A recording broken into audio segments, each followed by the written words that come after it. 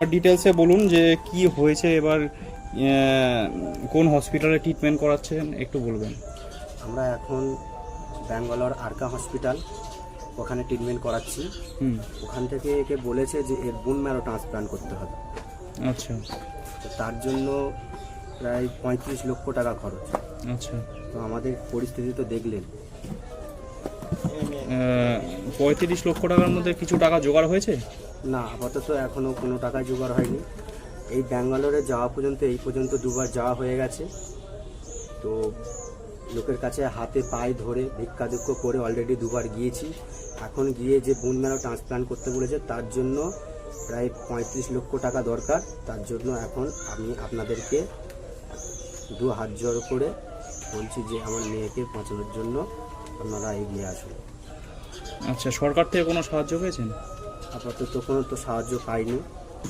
আর hospital থেকে কোনো কিছু হেল্পের কথা কিছু বলেছে? হসপিটাল থেকে হেল্পের কথা বলেছে, ওখান থেকে কিছু হলেও একে সাহায্য করবে। কবে তাহলে হসপিটালে আবার ট্রিটমেন্টে যাচ্ছেন? আমরা 3 মাস পর হসপিটালে ট্রিটমেন্টের জন্য বেরাবো। সাধারণ মানুষের জন্য কি বলবেন? সাধারণ মানুষের জন্য আমি একটা কথাই বলতে চাই, আপনারা সবাই এগিয়ে আসুন, আমার মেয়েকে আপনারা বাঁচান। আমার আর বেশি কিছু বলার নেই। অনেকে তো বলে এইসব নাকি ফ্রড, আপনাকে সাজিয়ে বসিয়েছি আমরা, এটার জন্য আপনি কিছু বলবেন?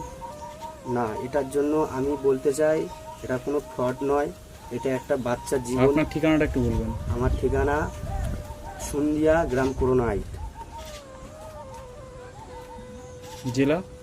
জেলা দক্ষিণ 24 পরগনা, থানা ভাঙড়, পোস্ট উত্তর মাধবপুর। আপনার এখানে আসতে গেলে কি করে আসতে হবে? আমার এখানে আসতে গেলে অনেকে তো ডোনেট করে, এবার সামনাসামনি এসে অনেকে ডোনেট করতে চাইবে, তাদের জন্য একটু ঠিকানাটা বলে দিলে খুব ভালো হতো।